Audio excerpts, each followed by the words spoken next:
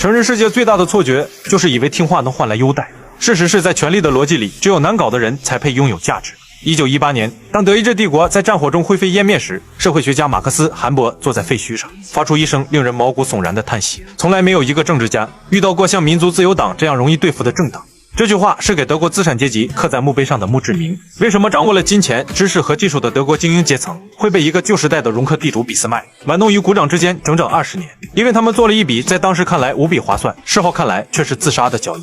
回到1867年，当时的民族自由党，他们是德国的精英、大工厂主、银行家、教授、律师，是正在崛起的资产阶级。同时，他们还有一个极为重要的身份：民族自由党里有着大量的犹太人。说到德国的犹太人，就必须好好谈谈。在德意志帝国建立初期，几乎就是德国犹太人的政治宗教。德国犹太人是那个时代最狂热的德国爱国者，他们把建立统一的德意志帝国视为自己的弥赛亚。在犹太教的教义里，犹太人因为失去了国家，流散在世界各地受苦，他们世世代代都在祈祷，在等待一个神选之人的出现。当弥赛亚降临时，他将把犹太人从流亡和受压迫中解救出来，带他们回家，建立一个正义和平的国度。他们认为统一德意志就是他们1000年以来从贱民到公民的救赎。几百年来，犹太人在欧洲只能住隔离区，不能买地，不能当官，受尽歧视。但是1871年建立的德意志帝国通过法律赋予了犹太人完全的公民权。在犹太人眼里，俾斯麦建立的这个国家做到了神才做到的事。他结束了犹太人1000年的流亡状态，让他们第一次在法律上成为了人，成为了一个强大国家的主人。对于当时的犹太自由派来说，德意志文化就是他们的新宗教。他们像背诵经文一样背诵歌德和席勒的诗句，他们像热爱上帝一样热爱德国的法律和秩序。他们认为德国代表了人类文明的最高之光，这就是他们梦寐以求的应许之地。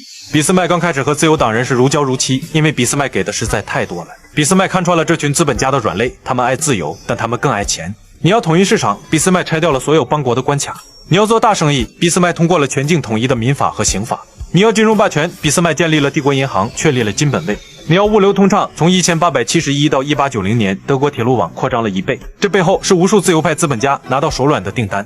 这是一场极其精准的阶级赎买。自由派看着账户上暴涨的数字，产生了致命的幻觉。俾斯麦是我们的打工仔，他在为我们的资本扩张铺路。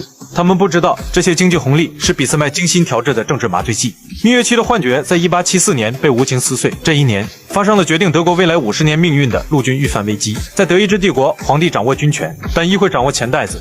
这是资产阶级制约皇权的最后一道防线。1874年，俾斯麦露出獠牙，他提出了一个疯狂的恒定法，要求议会批准一支40万人的常备军，并且永久性固定预算。这笔军费占了当时联邦总预算的80%。如果议会答应了，就等于把国家80%的钱永久上交，自己手里只剩20%的零钱。自由党人慌了，他们想反抗，但俾斯麦立刻记住杀招，不答应那就解散议会，让选民看看是谁在阻碍国家强大，是谁不爱国。这时候自由派的软骨病犯了，他们不敢赌，也不敢跟俾斯麦彻底翻脸。他们想出了一个自欺欺人的折中方案，也就是7年法案。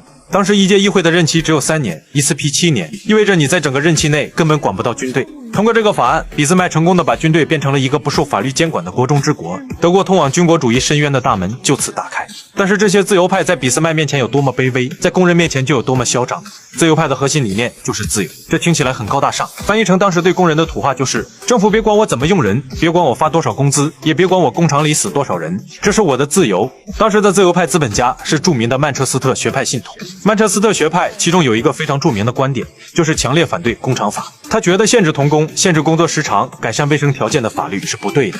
他们认为工人出卖劳动力，老板支付工资，这是2个成年人之间的自由契约。如果政府规定不能雇佣10岁以下儿童，或每天只能工作10小时，这就是政府在侵犯个人自由，干预市场。正因为这件品种的理念，在德国爆发出2股极强的势力，也就是左右2大派系。左派代表就是马克思主义和工人运动，也就是激进的革命派，随时准备战斗，要干翻地主和资产阶级。右派则是以俾斯麦为代表的国家社会主义形态，他们是德国的旧主人，手里有枪杆子和土地，为了维稳，国家必须出手管。你们这些自由派听话就赏你一点饭吃，不听话2巴掌就打沉你。俾斯麦的逻辑是严父逻辑，国家是你们的父亲，父亲会打孩子，但父亲也会给孩子饭吃。所以俾斯麦所在的时期建立世界上最早的医保、社保、养老金。